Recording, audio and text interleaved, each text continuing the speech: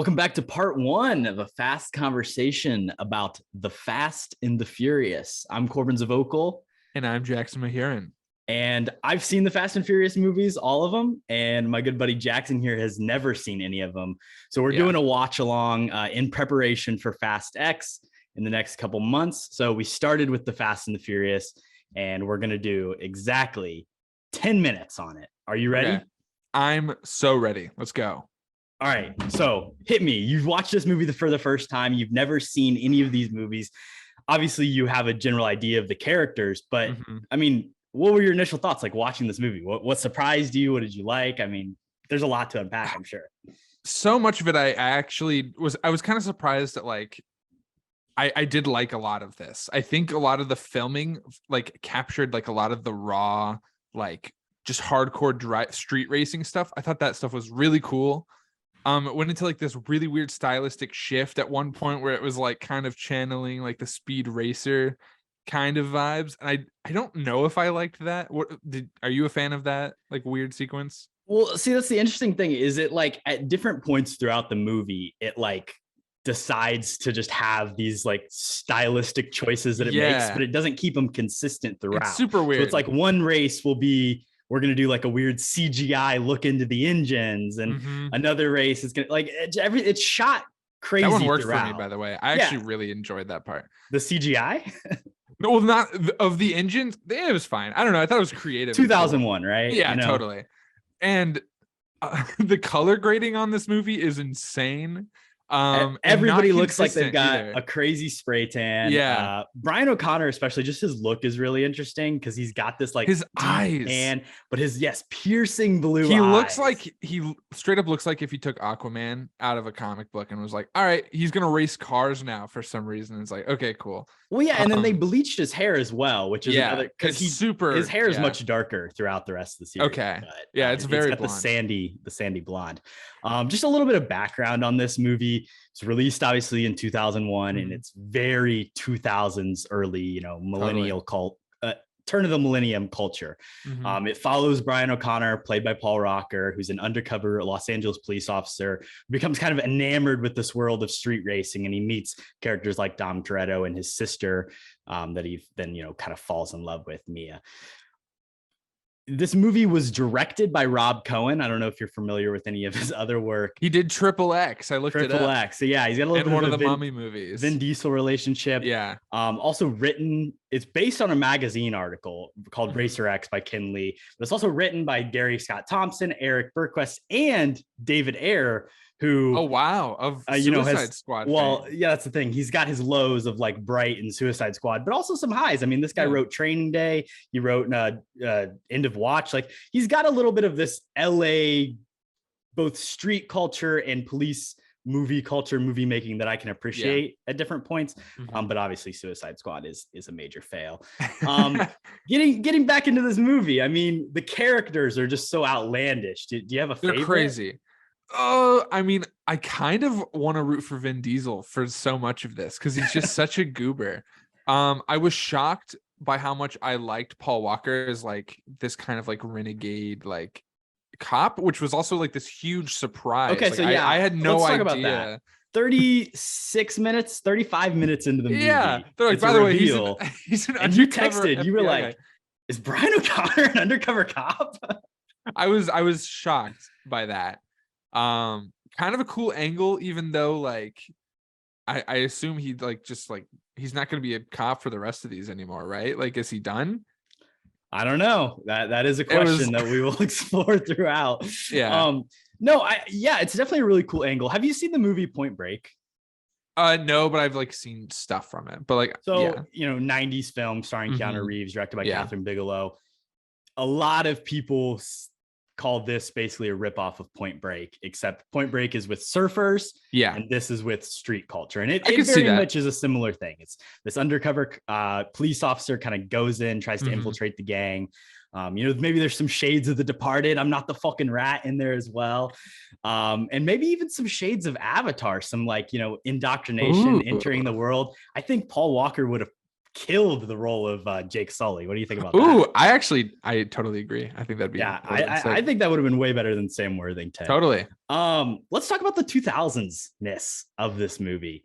Yeah. From the style, the fashion, to the intro of the movie. Yeah. I mean, the main thing they're stealing is DVD players, which is, I mean, so goofy. The so Panasonics, weird, right? yeah. So $6 million worth of DVD players as well. Totally valueless now. Like, yeah, it's actually crazy. This movie is very interested in this idea of the culture of it, the street racing culture. You've got the different gangs. You kind of have like the Mexican crew with Hector, and the Asian gang with Johnny Tran and all those guys.